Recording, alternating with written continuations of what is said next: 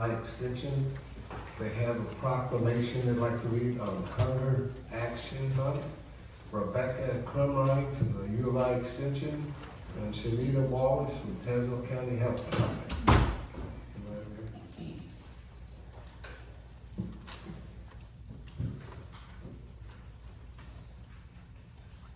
Hunger Action Month proclamation. Whereas 1 in 9 people in Illinois struggles with hunger every day, 1 in 6 children. When families are hungry, making healthier choices can be even more difficult. Whereas we are committed to taking steps to combat hunger in every part of our community and to provide additional resources for those that live in our communities.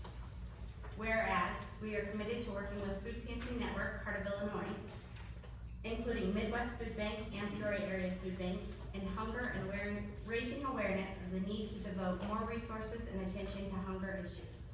And whereas more than 12,240 individuals in Tazewell County are considered food insecure. Whereas the members of the Midwest Food Bank and Peoria Area Food Bank distribute meals through its network of food pantries, soup kitchens, shelters, mobile food drives, and other community organizations with support of Food Pantry Network, Heart of Illinois. Whereas the month of September has been designated Hunger Action Month in order to bring attention to food insecurity in our communities and to engage the public in action, including volunteer shifts, social media shares, and donations, all to end hunger, one helping at a time. And whereas food pantries, food banks across the country, including members of the Food Pantry Network, HOI, will host numerous events throughout the month of September to bring awareness and help hunger in their local community. Now therefore I do hereby recognize September 2022 as Hunger Action Month in Tazewell County, Illinois, and I call this observation to the attention of our citizens. Thank you. Yeah, we did go ahead and put some flyers in the back. You'll see this one is about Hunger Action Month in general, but we will have a social media campaign that you can share posts. And then this one here is about our new Tri-County Hunger Walk. We will have a walk in each county, so one in Peoria County, one in Tazewell County, and one in Woodford County, where all you have to do is bring one of our healthy, shelf-stable food items, just one item per walker, and those items all go to a local pantry. So if you want to get involved, go ahead and pick these up and you can learn more. Are there any questions for the ladies? Thank you.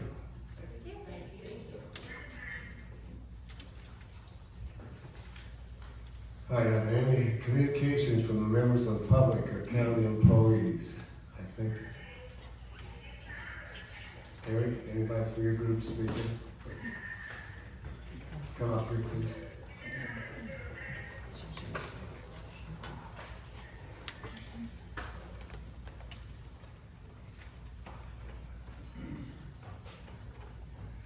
Yeah. Thank you. Would you introduce yourself and introduce the organization? Tim Bear with United Citizens of Tazewell County.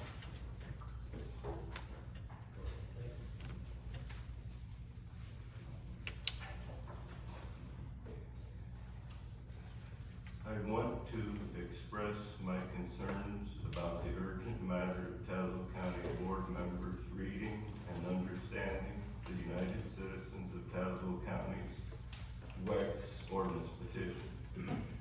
WEX meaning Wind Energy Conversion Systems.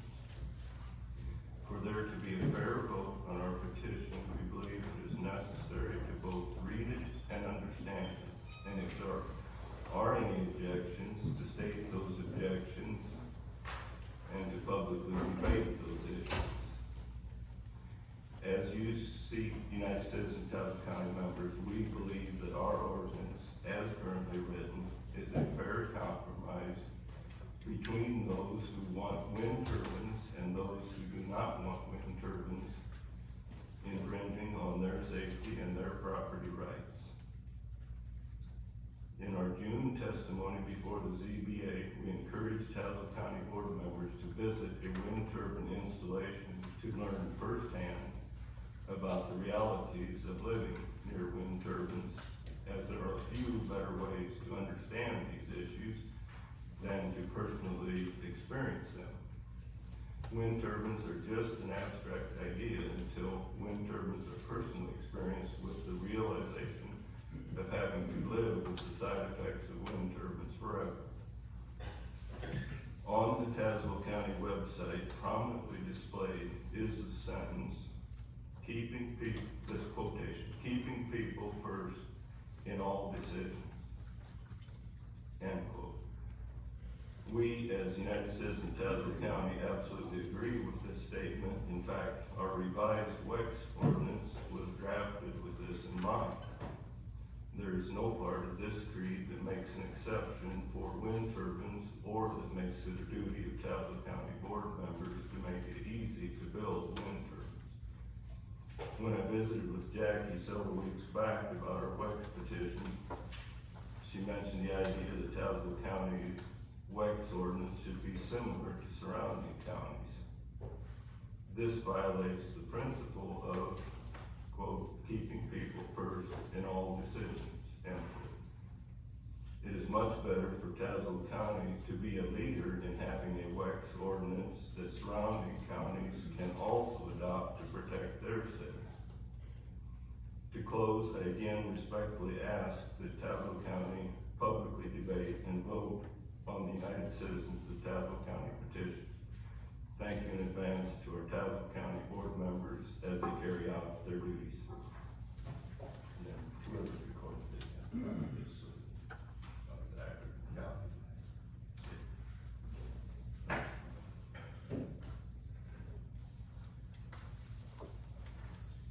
Thank you. Can't respond now, totally. Okay, no problem. I didn't know if you wanted anybody had any questions. Oh, yeah, okay.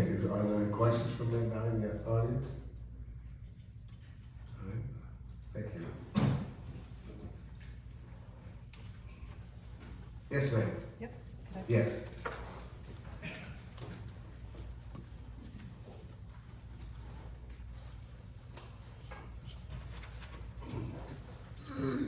Could you give your name and organization you're with? Sure, Mary Summer, also with the United Citizens for.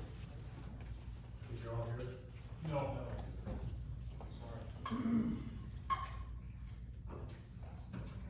Hello, my name is Mary Summer, and I live on a farm just north of Delavan and within the footprint of the proposed Tazewell County Industrial Wind Project, otherwise known as Wind Energy Convergence Systems, or WECS.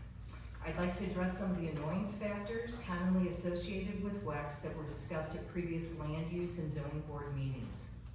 We heard the WECS paid experts state there is a lack of scientific data supporting health complaints, notably headaches, nausea, and sleep disturbance, just to name a few, from residents living near wind turbines.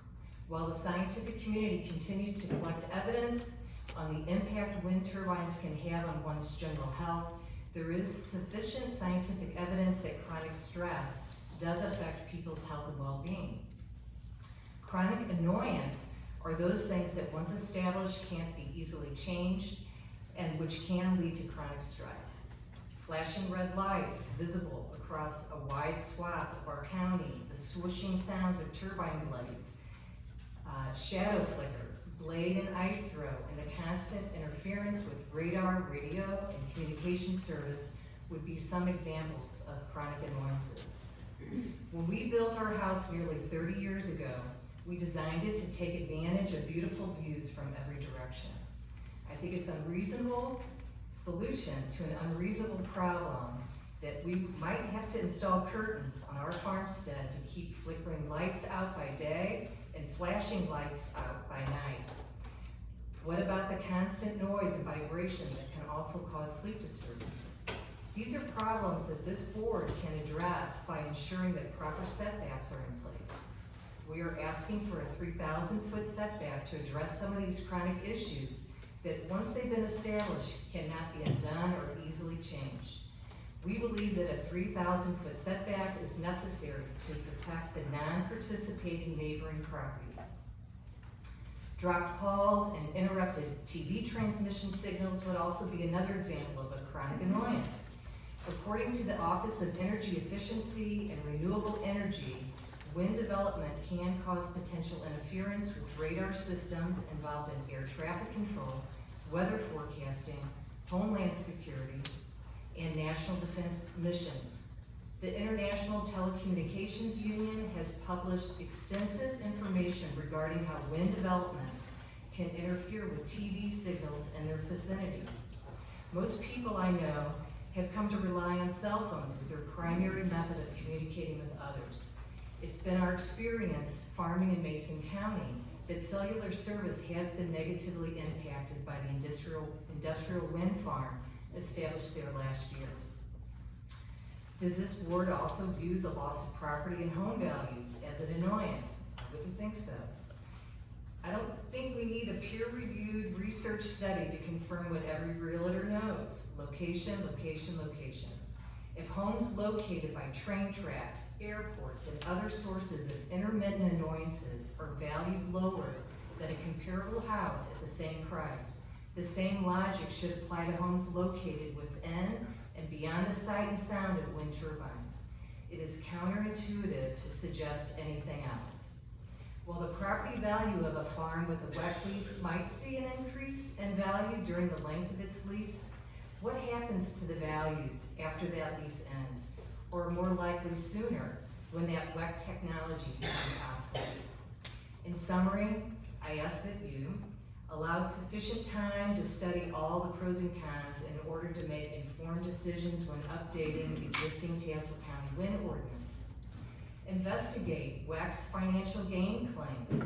That includes the potential revenue flowing to local school districts.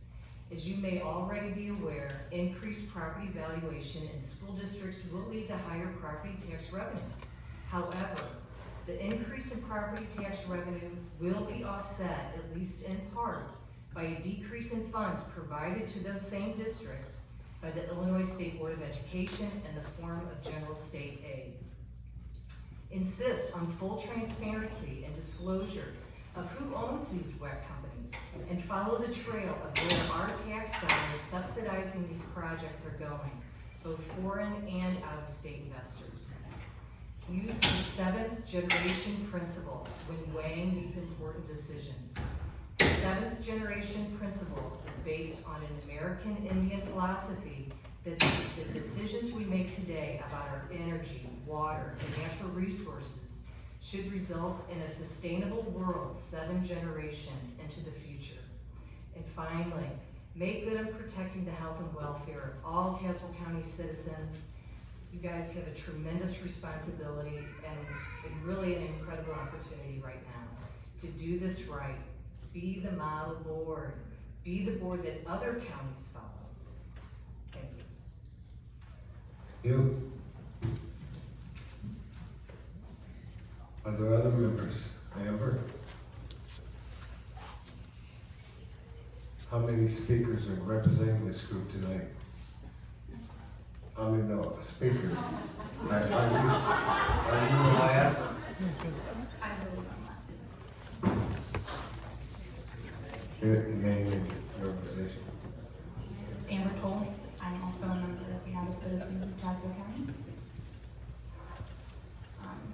I want to start by reading some of the messages that we've received through the petition that we've had passed around the county. I hope that this helps connect you all with some of your rural neighbors. These people want to be heard and protected, and they're counting on all of you to do so. I'm going to keep them all anonymous for this, but I do have a copy of them with the statements that are not anonymous for you. 6th generation future farmer with plans to move back home to keep my family legacy.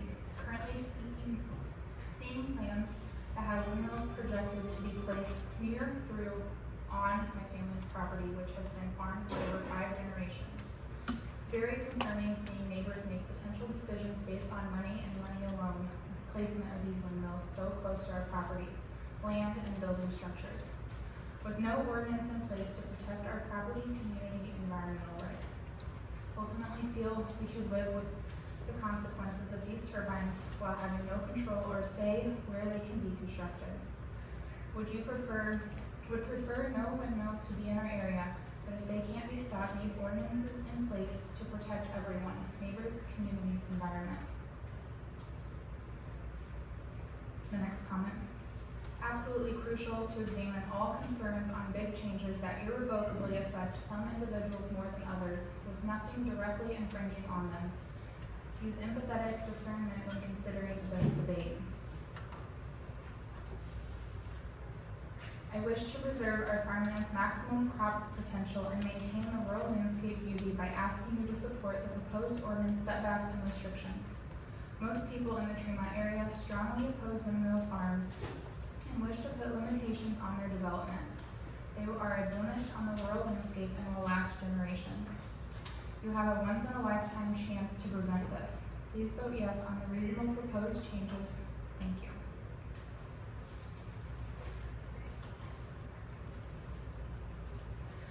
I live out of state, but own 1.5 farms in Tazewell County. My parents, grandparents, and many relatives have been and are farming in Tazewell County and neighboring counties. Was raised in Pekin, so know the county well and have much appreciation for it. I'm a member of UCTC, and if I were able, would definitely have attended the ZBA hearing to voice my support for the proposed changes to the ordinance. I totally oppose the proposed wind energy development. I am an environmentalist and want the U.S. to move forward in a major way with sustainable energy. However, wind farms have no business being on some of the best agricultural land in the country. There are millions of acres that are more appropriate. We need to maintain the maximum crop potential of our acreage, preserve the environment and wildlife, and keep our health, peace, quiet, and sanity. Wind turbines are detrimental to all of these. They will have significant psychological and economical and environmental impacts on us, which we should not accept. In addition, the original contract is written overwhelmingly for the benefit of the wind energy companies, not for us. 57 years. No protections for us or our property. No disposal mandate or cost coverage at the end of the useful life. See the excellent and comprehensive list on UCTC website. I would like to find a way to prevent wind energy development from coming into Tazewell and neighboring counties, but if we can't, then we need a very strong ordinance in place to protect our property, neighbors, community, and environment. Putting short-term economic gain ahead of long-term value and gain usually ends badly. See cyber mines recently built in Appalachia. I fully support the additional protective measures that are proposed by UCTC and ask that you back them. Best regards. The quality of life in rural areas must be protected. And the final comment I'm going to read is, I am currently searching for a home in rural Tazewell County, and rural Tazewell County is one of the areas I'm strongly considering moving to. Having multiple windmills in such a small area is a large concern for me as well as others I have talked to. These are just a couple of the messages from people in Tazewell County. I've brought the original copy of all the signatures on our petition if you would like to read through them, and in your email you will have received a complete copy in PDF form. This is the petition that was submitted into evidence at the ZBA hearing. It stated, we, the undersigned residents of Tazewell County, urge our leaders to act now to declare a moratorium on wind energy conversion systems in Tazewell County to allow the county time to learn more about the risk to property values, health, safety, finances, communication systems, aviation, and the environment associated with wind projects.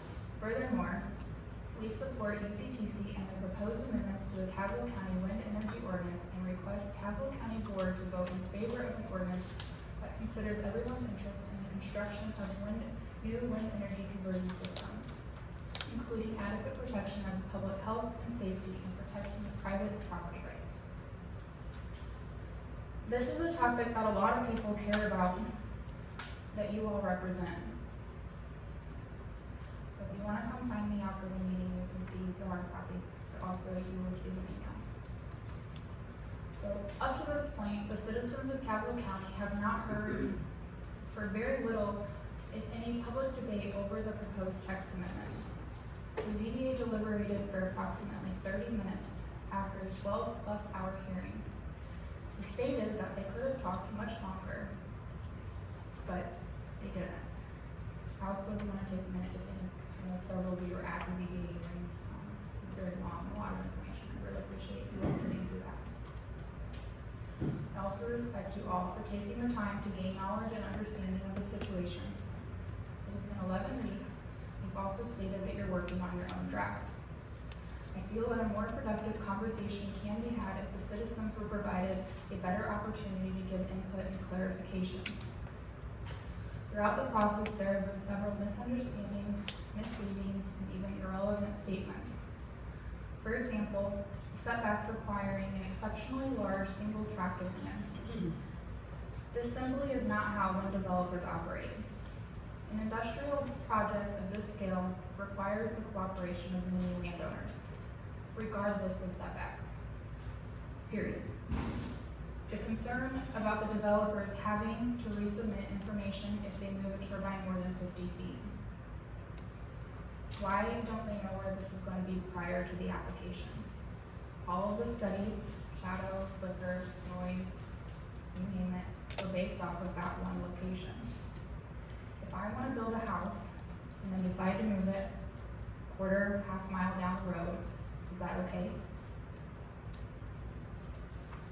It was also said that the setback should be a number relative to turbine height, maybe such as 6 times the turbine height. This is in there. And the fees the developer must pay. As a taxpayer, I'm very concerned with why we wouldn't want this. From all the research I've done, these hearings can be pretty significant, much more so than our text amendment hearing. This room wasn't even large enough for that. Who's gonna pay for that? What about the studies that the county must do? If the developers don't pay, then who will? If any of you can help me understand this, I would greatly appreciate you reaching out.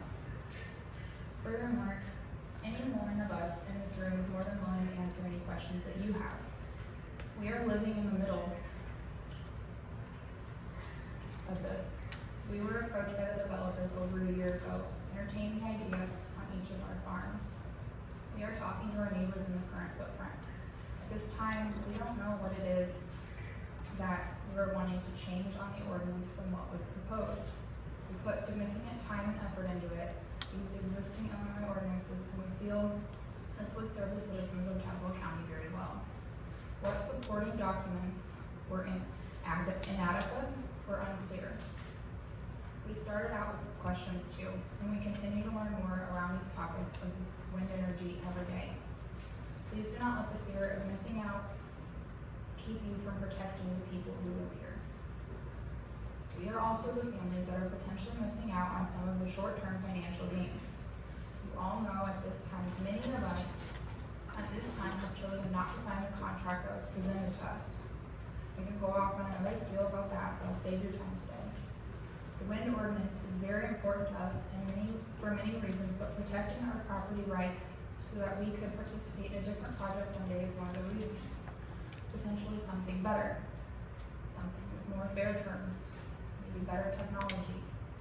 The family farms in Tazewell County, which are 100-plus-year-old farms, old businesses and farms, did not get here today because we focused only on the short term. The farming communities of Tazewell County are valuable. Farmland is valuable.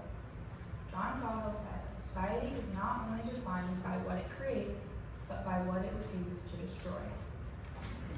We need an ordinance that not only protects the people and provides ample safety measures, but we must protect the valuable, non-renewable natural resources that we already have. Illinois loses 77,000 acres of farmland each year. Tazewell County has approximately 300,000 acres of cropland. In under 5 years, the amount of land that we farm here is wiped out, just in Illinois. This is something I personally feel very strongly about, and I know many other people do as well. It may not be in one chunk, but wind turbines do in fact take agricultural land out of production. And this is not land that's next to the city or even next to the road, it's prime agricultural land. We submitted the Tri-County Comprehensive Plan with supporting documents for the ordinance. I'm not going to read everything, but page 25 to 27 is what I'm referencing here. Findings. Prime farmland should be preserved for agricultural uses, and large contiguous areas of farmland should be preserved. When applications of these methods conflict, land adjacent to existing developed land should be developed. Residents in rural areas should be built near roadways to preserve contiguous areas of farmland. Areas near livestock feeding operations should be preserved for agricultural use. Wind energy conversion systems are power plants, not farms. 67, 37, 18, 50. These are the numbers of turbines in the existing wind farms in Tazewell County or proposed. 172 turbines. I will conservatively say that the base of each turbine will take 1 acre. I've seen studies that say up to 3 acres per turbine. 172 acres out of production right off the bat, permanently. The concrete pads will never be removed. The gravel and the topsoil will never be separated. But it doesn't end there. The contracts these companies want landowners to sign are over the entire properties. There's also driveways to each turbine. Every 4/10 of a mile, that's another acre. They can cross anywhere they please under these contracts. There's no exact way to calculate how much that might be. I can show you, it will be significant. Take a look at Google Images. They do not always take the shortest distance to the road. Sometimes the drives go from turbine to turbine, which if you remember from us previously stating, they place their turbines roughly 3,000 feet apart to prevent wind drive on each other. What about future battery storage, the substation, the construction staging areas, the corners that are gravelled for the oversized loads? We're talking about hundreds of acres. So as I wrap up, I want to leave some open questions to you all. What information are you missing? What do you need to learn more about? What's holding you back from an open discussion? I would like to request that when the day comes for the ordinance to be heard by ZBA, that the public is given adequate notice. I'm not talking 30 days. 30 days is not enough time for a fair trial. Even when we submitted our text amendment, we did not have adequate notice of the dates to bring in experts. We need 60 days plus. We want to bring in experts to have a fair and transparent trial. For members of the community, we don't have the resources to bring people in just like that. I'm asking this for the farmers, for all people of Tazewell County. Thank you. Thank you. Are there any other? Terry?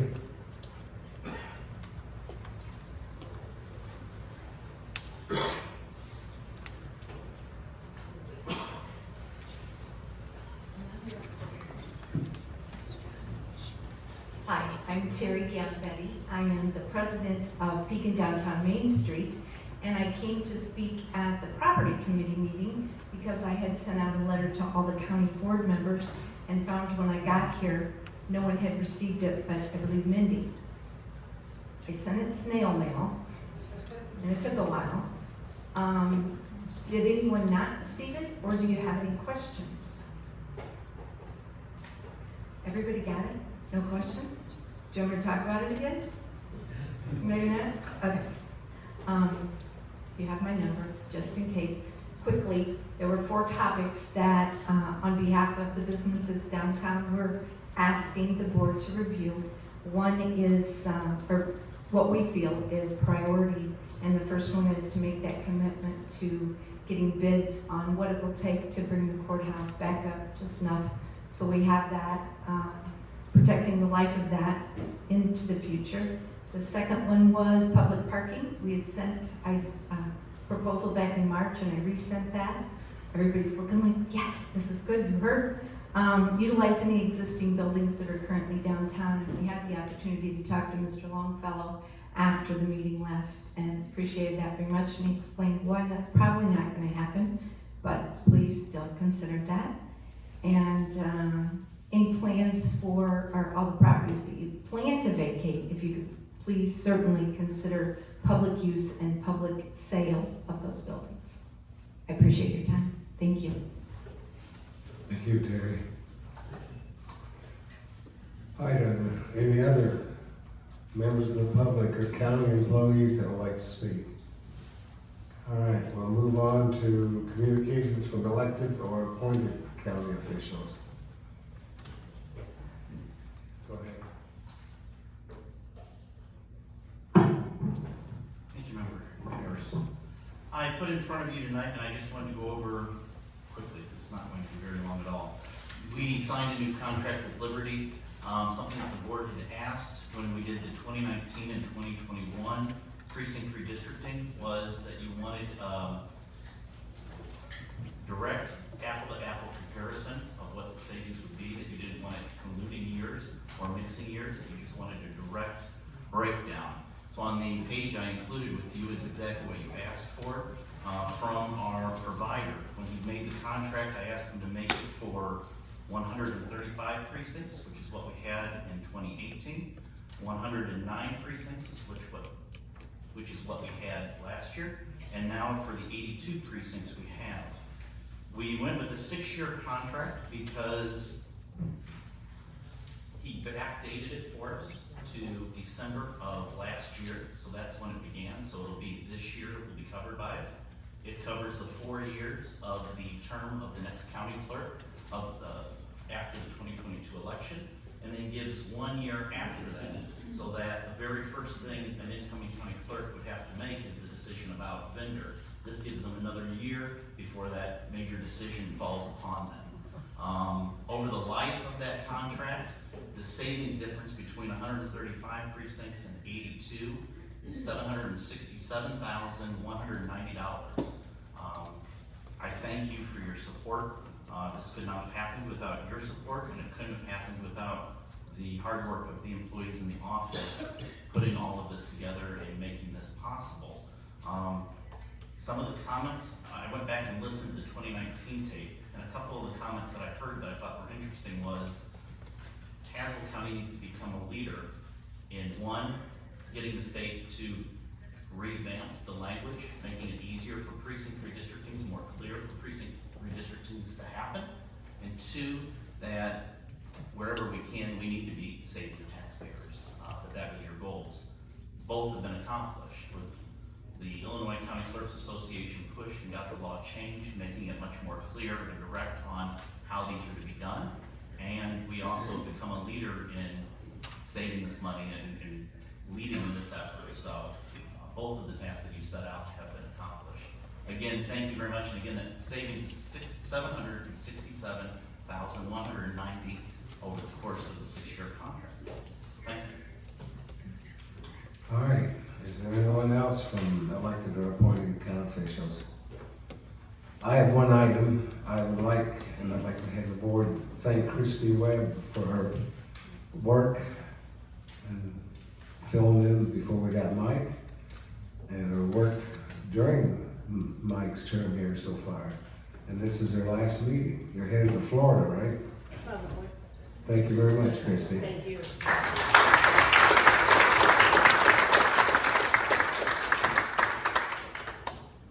All right, entertain a motion to approve the minutes of July 27th, the county board meeting. Motion by Mindy, second by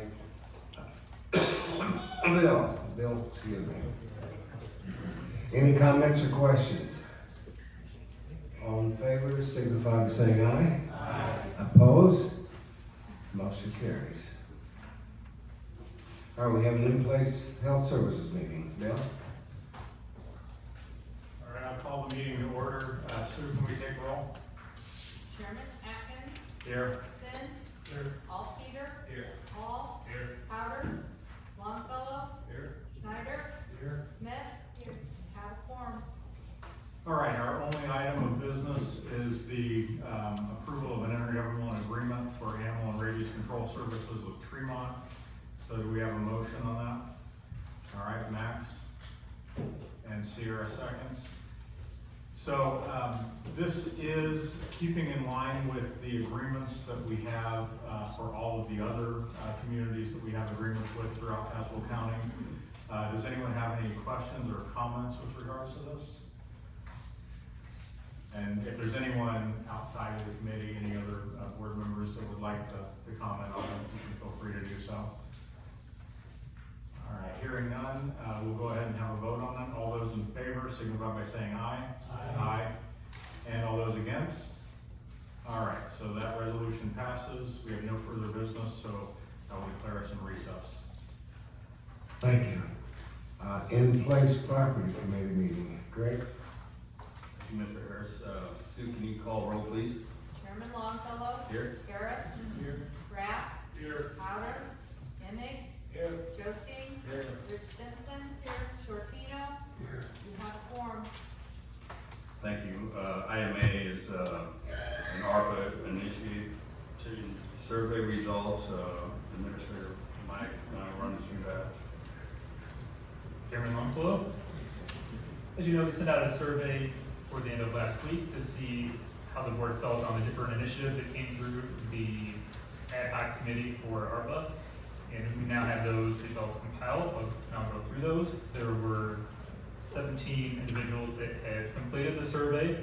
And this first question looked at the 4 primary items that have been brought up, being the new Justice Center, 75% were supported. For the Pekin Health Department, 87%, broadband, 43.75%, and for capital projects, 75%. So each question then further breaks down a little more criteria as far as the spending on the different items.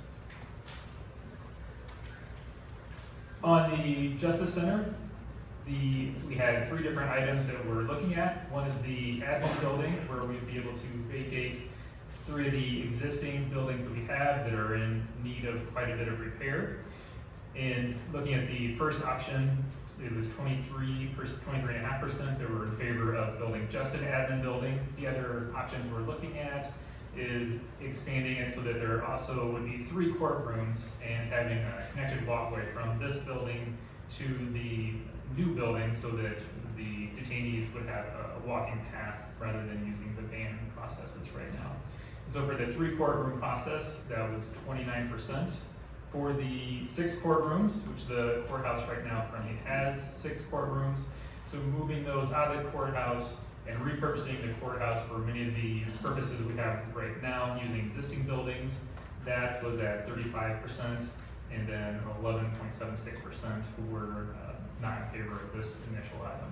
So in total, I'd say that 88% of people are in favor of building a building of some sort that will help us get out of some of the old buildings we are in right now and to help modernize it and potentially to help our courtrooms and be able to bring them into standards that have been set as of today. Then there are 2 separate questions that went into a little more detail in the health department. The first was the dental services part of what is proposed for the satellite building. 76.5% were in favor of this item, with 23% against.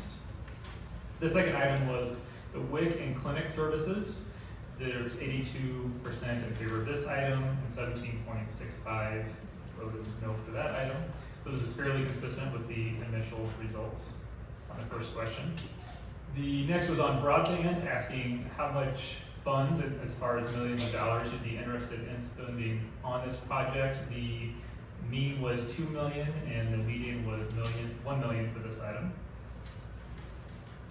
And then it came to capital projects. So looking at the funds, we want to make sure that we are taking care of our existing buildings, and the courthouse is certainly in the front of our minds for that endeavor. We want to have done an analysis and are gathering together all the capital projects that it would take to be able to bring that building up to very good standard right now. And so we've identified about $6 million worth of projects. Currently, this year we funded 2 million projects and had actually had a 4.6 million planned spend down in the fund this year. It appears it'll be significantly less than that as everything shakes out, with 82% voting in favor of spend down for capital projects. That would be consistent with the budget that was approved for this fiscal year. The next question was, as far as ARPA initiatives specifically, how many would be in favor of spending down in order to build the facilities previously discussed, and 76% were in favor of that initiative. And then finally, what total spend down amount that the board felt comfortable as far as the general fund balance, and the mean for that was 7 million, and the median was at about the same amount. So the goal of this is just to get a good picture and directive overall on how the board felt on these different items, and sharing that all with you. We have one item on the agenda today that was heavily supported with the health department as far as starting with the design, and that's what I have for a survey. Thank you, Mike. Moving forward, we have item P2207, resolution. I need to get that on the floor. Mr. Emick, Mr. Jostein.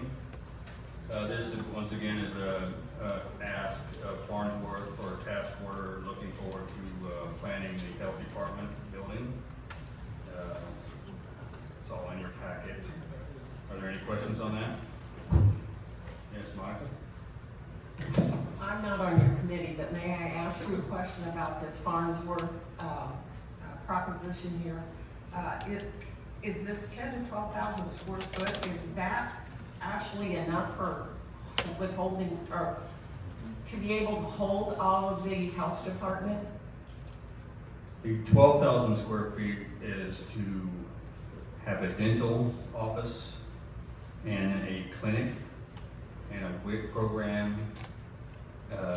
It will not hold the complete health department with the environmental part of it. The environmental part of the health department will stay out in Tremont. Okay, the admin part of it that's in that one building, I know the environmental is in their own building, but that whole health department out there and all the clinics that's involved. All the active clinics will come into town that are feasible for town, and just the administrative for environmental will stay out there, and they'll take over where the clinics are leaving in that building, and they'll leave the other building empty. And all the admin will come into the new building, correct? Some will and some won't. Okay, thank you, sir. That's Max. Thank you. I'm not on the committee either, but I just had a quick question about the Farnsworth. In the packet here, it talks about the budget anticipated is approximately $3 to $5 million. Is that what we're budgeting, or is that what Farnsworth thinks it will cost to build the building? I think that's they're just pulling out a random, what they think they're building things at this point in time at $350 a square foot. And that'll be up at that kind of price for 12,000 square feet. Okay, and follow-up question, do we have a hard number that we're not willing to go over because of the other projects that we've talked about tonight that there's support for? I think the initiative is for 10 to 12,000 square feet, and it's looking like it'll take 12,000 square feet, so I think that's our hard number. And then on the money side, are we like willing to only spend $5 million? Like, is that our max dollar on a new building? Are we flexible on that, or where's the committee at on that, I guess? Yeah, our range was 3 to 5 million, so I would say hopefully we can get it done by 5 million or less. Thank you.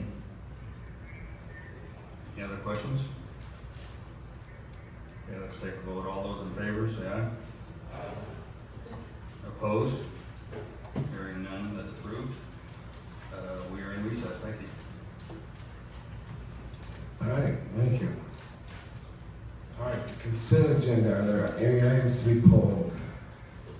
We have 3 and 6 from the in-place meetings. Mindy? 13, anybody else? 18. I'd like to poll 14, 15, and 19.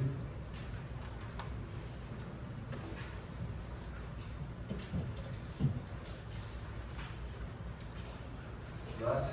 Mr. Chairman, if there are no other polls, I would make a motion to accept the consent agenda minus those. Is there a second to that? Jay? Any comments or questions? All in favor signify by saying aye. Aye. Opposed? Consent agenda is approved. All right. Number 3, health services. Entertain a motion, Greg and Bill. Any questions? Bill Atkins. Any questions from the board? All in favor signify by saying aye. Aye. Opposed? Motion carries. Number 6, need a motion to entertain the Farnsworth task order for the health department. By Tammy, second by Frank. Comments or questions? Monica? I don't want to belabor the subject here, but I would ask that they really look into this as far as what your questionnaire comes up with, that they do want all of us as a consensus of health department, a new building, to be able to house as much and as we can in that building. Thank you. Any other comments or questions? All in favor signify by saying aye. Aye. Opposed? Yes. Russ. All right. Number 12. Mindy, you pulled this. I'm sorry, 13. Need a motion to get it on the floor?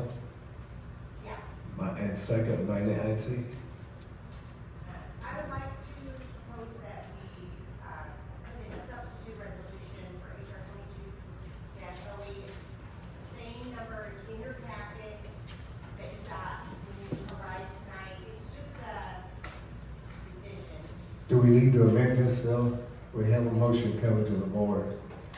Actually, it is okay to do it as a substitute motion. All right. We did get a motion in a second. I didn't Yes. hear the second, so, Yes. yeah, we're good. All right. Thank you. Go ahead, Mindy. Okay, so, oh, sorry. Okay. What this revised resolution looks like, it just applies some of the same language for internal promotions that was written into the original HR 22-08 for new employees. So if you have it in front of you, you can kind of look at it. I think it takes into account a little bit better meeting the need of department heads and other managers when you're trying to promote within and what you can do for salary in those situations. And if anybody has any questions, certainly, I know Mike wrote it, so Mike can answer it. Bill? Yeah, I had a question. I've looked over it, I support it. My question is whether or not we've made it available to the general public. If we haven't made it available so they can read it, I think someone should read it into the record so that the public knows what it is we're voting on. I'd be willing to do that if you want me to be the one. Yeah, do you have it in front of you? I do believe I have it here in front of me. I just want to make sure that everyone knows what it is we're doing. I think it's only fair to the public to allow that. Go ahead. What I'm going to read is the change sections. I believe that is the highlighted in yellow is the change part. Is that correct, Mindy? I believe so. Okay, so otherwise it is what is available in the packet available to the public. And these are the sections that are changed. At the bottom of the resolution, the first page, whereas section 6.9, salary administration on page 32 under promotion, transfer, and demotion, section A will be amended as follows. An employee who is promoted into a new position will receive at least a new grade minimum or a 6% increase for each grade increase, whichever is greater. An employee who is promoted into a new position who has up to 4 years of previous or similar work experience / department knowledge / education above the minimum requirements may receive up to 25% of the new grade midpoint. An employee who is promoted into a new position who has 5 numerical to 9 and then 9 numerical in parentheses years of previous or similar work experience / department knowledge / education above the minimum requirements may receive up to 50% of the new grade midpoint. An employee who is promoted into a new position who has 10 and then 10 in numerical in parentheses to 20 and 20 numerical in parentheses years of previous or similar work experience / department knowledge / education above the minimum requirements may receive up to the new grade midpoint. Promotions, and I think this is actually a typo, it should say promotions that are not defined in the above explanation should be discussed between the hiring manager and the county administrator to determine the best salary for the affected employee. A salary may be negotiated above the new grade midpoint with the approval of the county administrator. And my apologies, there are still a little bit more to go. With regards to section 7.3, whereas section 7.3 employee classification change, the introductory paragraph will be amended as follows. Department heads and/or employees may request a change of classification, in parentheses, full-time to part-time or vice versa, change in job duties, responsibilities, etc., in parentheses. An employee request must be approved by the department head. Department heads should contact Human Resources to update the current job description, which will then be submitted to Korn Ferry and in parentheses or similar entity for review and possible regrading. If the job does get regraded, salary will be adjusted as outlined in section 6.9, salary administration, on page 32 under promotion, transfer, and demotion, section A. If there are not sufficient funds prior to implementation, the salary adjustment should go to the county board for funds transfer and approval. Whereas section 7.3, employee classification change under position reclassification, this entire section will be removed due to the elimination of this process. And the rest of the resolution is as it is in the packet. So those would be the portions being changed by the substitute motion. Questions? Max? I've just got one question, Mike. Does this pertain to all county employees? We would encourage everyone to follow this. There are elected officials in certain offices that do have discretion, their own internal control when it comes to these matters, but we certainly encourage for uniformity purposes across the organization for everyone to follow it. Okay, and as a part-time deputy coroner in Tazewell County, I'm going to abstain from this vote then. Russ? Thank you, Mr. Thank you, Mr. Chairman. I guess my questions go to Mike. You're the subject matter expert in the room on this one, right? Myself and Angela. Angela also contributed, I'd say did the vast majority of the work. Well, I'll just ask the questions and whoever wants to answer them is fine.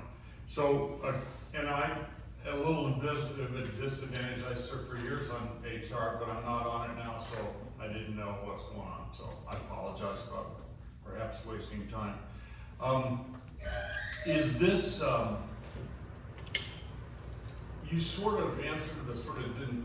I wanted to make sure that, what process did we use to make sure that all the department heads are on board? All the Tazewell County department heads, I'm not talking about county officers. Did we survey them? Did we have a meeting and talk to them? Did we get their input?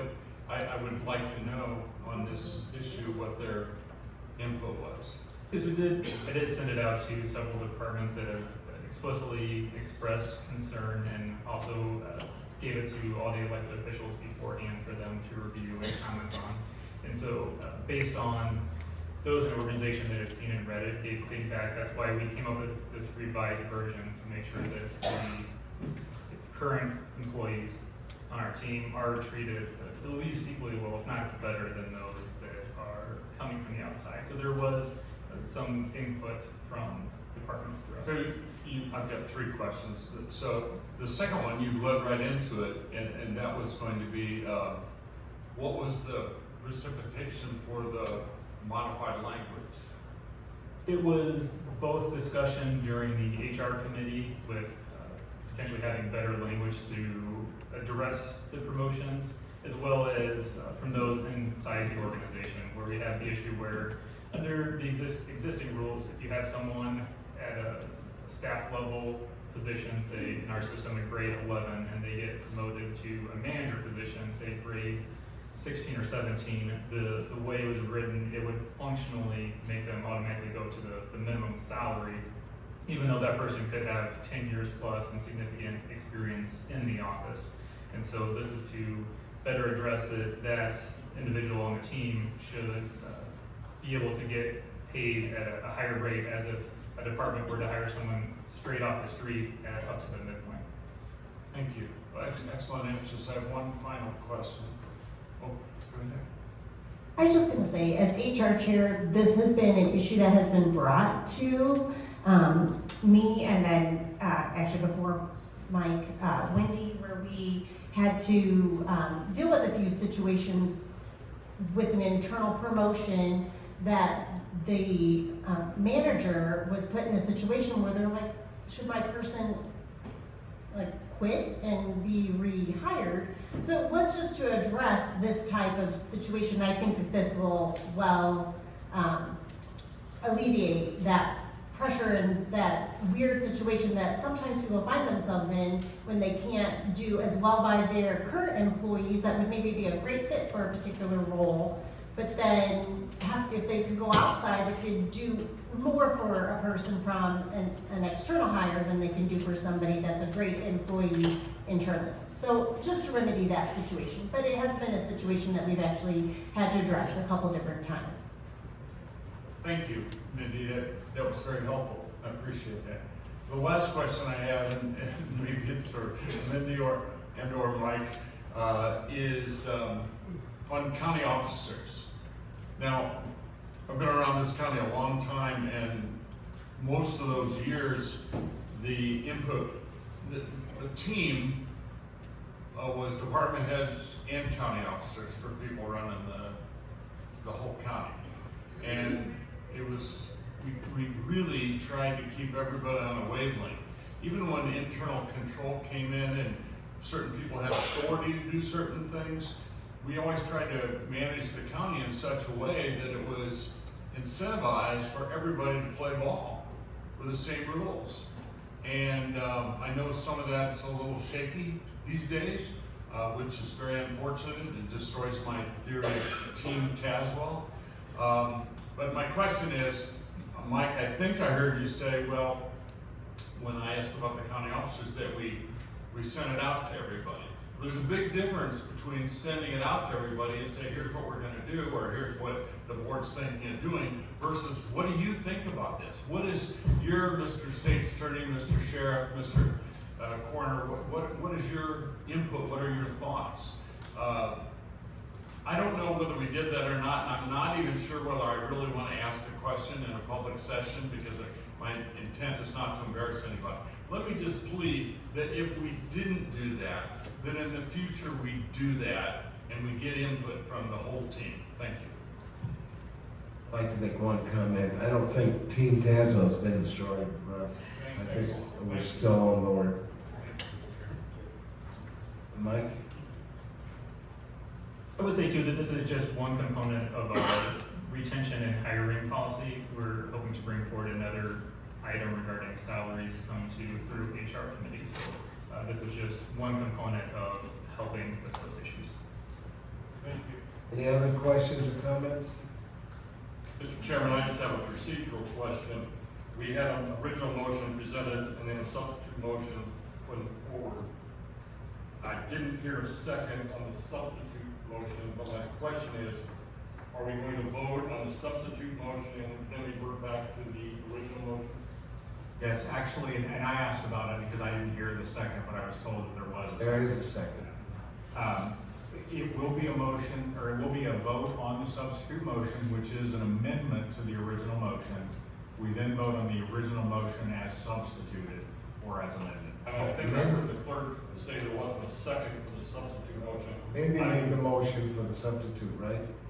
She made the motion for the substitute, and Nancy seconded it. So that's what's on the floor. The first motion. That's the only motion we have. There's two motions on the floor. No. There actually, I apologize. I misunderstood the question earlier and gave bad advice. My mistake there. We need to have the original motion in a second. We need to have then the substitute motion in a second. All right. My apologies for misleading you. All right. So, do we rescind the motion for the substitute? Mindy? Nancy? All right. All right, I entertain a motion to approve the original writing of the personnel change. Was it by Russ? And second by Mindy. Any comments or questions on the original motion?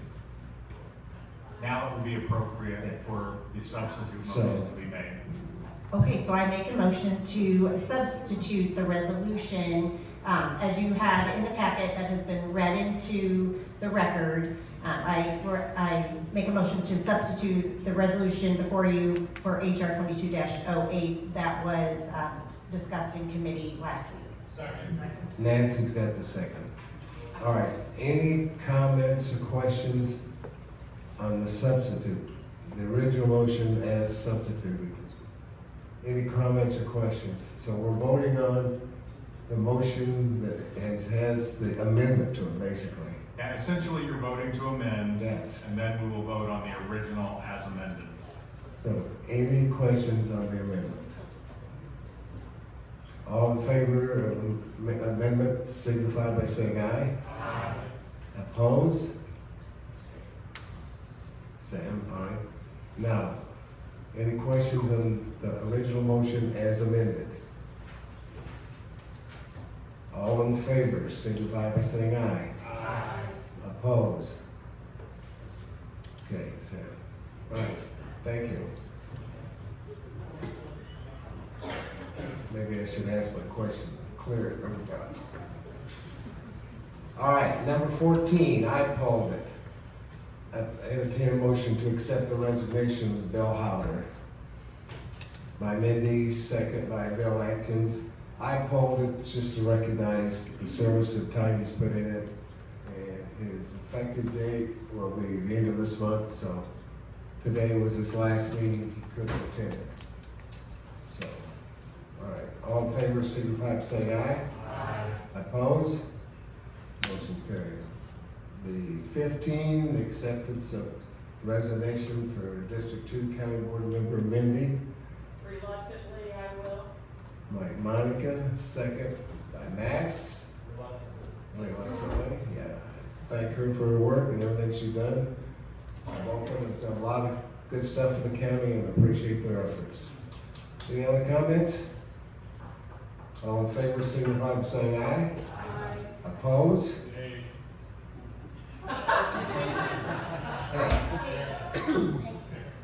Motion carries.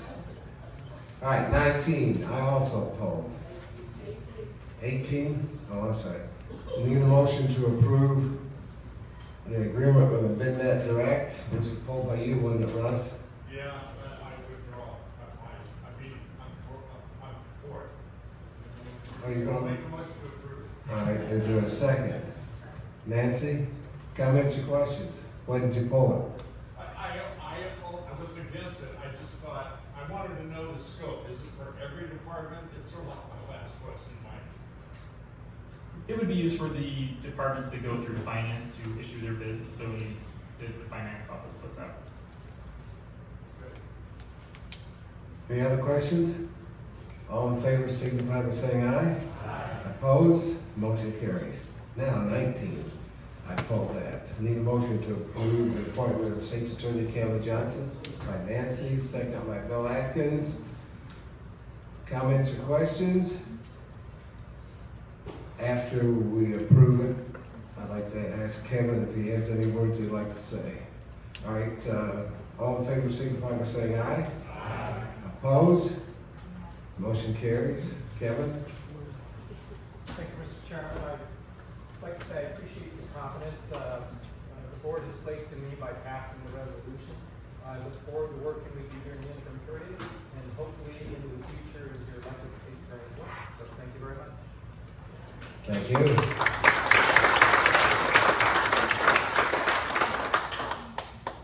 All right, entertain a motion for the appointments and reappointments. By Nick, second by Greg Longfellow. Any comments or questions? All in favor signify by saying aye. Aye. Opposed? Appointments are approved. Any unfinished business? Nope. All right. We are in recess. Oh. Oh, there it is, second page. I need a motion to approve the calendars, September's calendar. By Monica, second by Tammy. Comments or questions? All in favor, signify by saying no. I just wanted to point out, it's not actually listed on the calendar, but at the health services meeting, we are going to tour animal control. to see some potential issues that need to be taken care of. I would invite all members of the county board to attend in order to see for yourselves what issues we're dealing with. It's the health services meeting. Yeah. All right, all in favor of the calendar, signify by saying aye. Opposed? Motion carries. Now we're in recess. Thank you.